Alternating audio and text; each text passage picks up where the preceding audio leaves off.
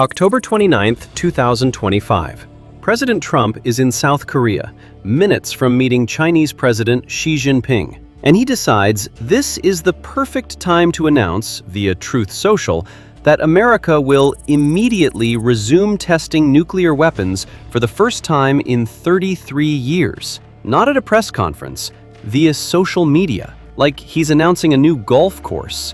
Welcome to 2025, where the Cold War is back and two septuagenarian world leaders are measuring their atomic arsenals like teenagers comparing who has more TikTok followers. Today, who has more nukes? What's Trump actually planning, and why is this happening? Let's break it down.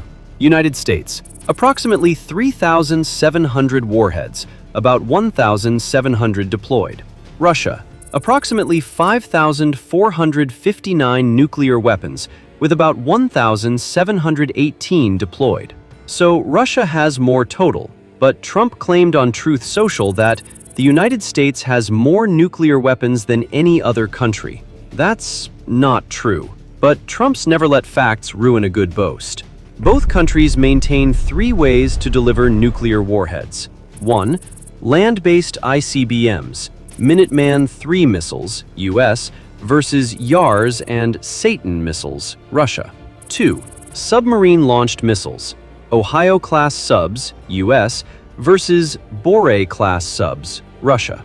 3. Strategic bombers, B-2 and B-52s, US, versus Tu-95 Bear and Tu-160 Blackjack, Russia. The real difference: tactical nukes. Russia has between 1,000 to 2,000 tactical nuclear warheads, smaller battlefield weapons. The US has far fewer. That imbalance freaks out American military planners, hence Trump's obsession with catching up. 1. Resume nuclear testing. Trump announced the US would start testing nukes again. The catch? Energy Secretary Chris Wright clarified tests would be non-critical, meaning component testing, not full explosions. So Trump's dramatic announcement might just be routine maintenance, but framed to sound scary. The US is dedicating $1.7 trillion to its nuclear arsenal over 30 years. That's trillion, with a T.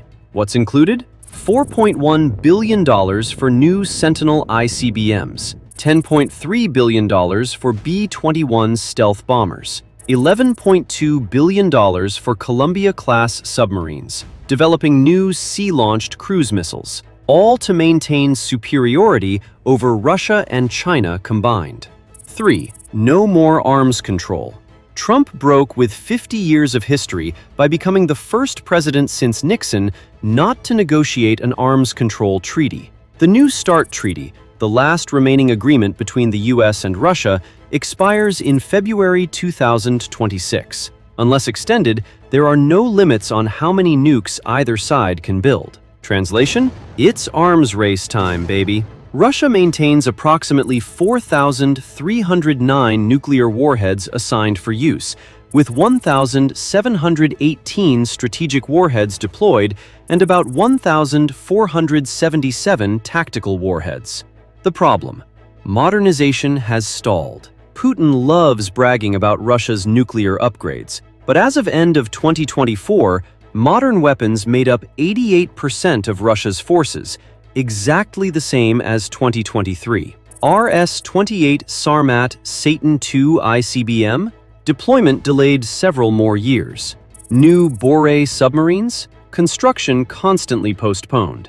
Burevestnik nuclear-powered cruise missile? Still no breakthrough despite Putin saying testing was imminent in early 2024. Russia's arsenal is big, but it's aging and struggling with modernization. Since invading Ukraine, Putin has issued multiple nuclear threats, deployed tactical nukes to Belarus, suspended obligations under New START, withdrawn from the Nuclear Test Ban Treaty. But a 2025 DIA assessment said Russia is very unlikely to use nuclear weapons unless facing an existential threat. Translation: Putin talks big, but he's not suicidal. Nukes are his bargaining chip, not his war plan. Reason 1. China, sort of.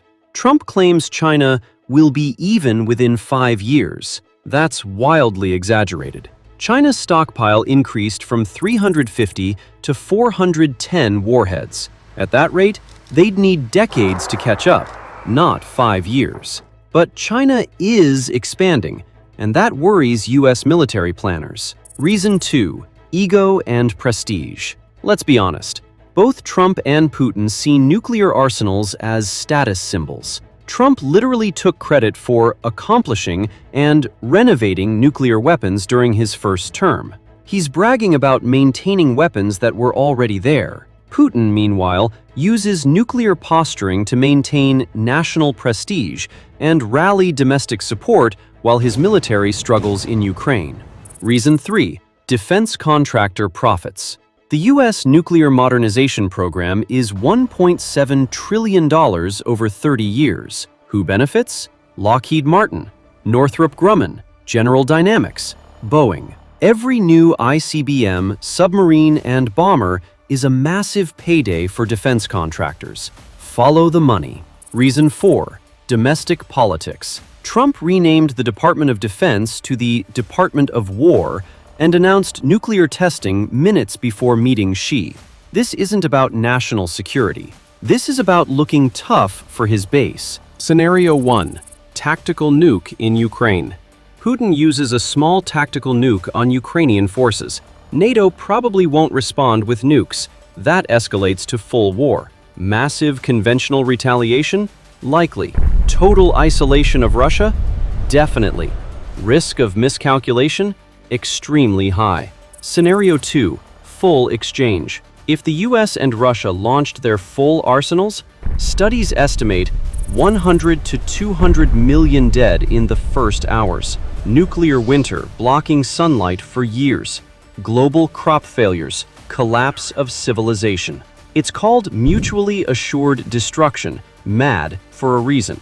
The uncomfortable truth: nuclear weapons are weapons we can never use. Because if we use them, everyone dies, including us. The entire concept is psychological warfare. I have nukes means don't attack me or we both die. And it only works if everyone believes everyone else is crazy enough to pull the trigger. So here's where we are. Trump is spending $1.7 trillion to expand America's nuclear arsenal and resuming testing. Maybe explosive, maybe just routine maintenance, nobody's sure. Russia has more nukes, but half are aging Soviet relics they're struggling to replace. So Putin compensates with threats and tactical deployments to Belarus. The last major arms control treaty expires in February 2026, with no replacement in sight. The doomsday clock is at 90 seconds to midnight, the closest it's ever been to global catastrophe. We're in a new nuclear arms race conducted via Truth Social posts. The good news? Both sides understand that using these weapons means mutual suicide. The bad news? History is full of leaders who thought they could control escalation right up until they couldn't. If you enjoyed this breakdown, smash that like button, subscribe for more analysis, and comment. Do you think nuclear testing makes us safer or just starts another arms race? Stay informed, stay skeptical, and remember, the only winning move in nuclear war is not to play.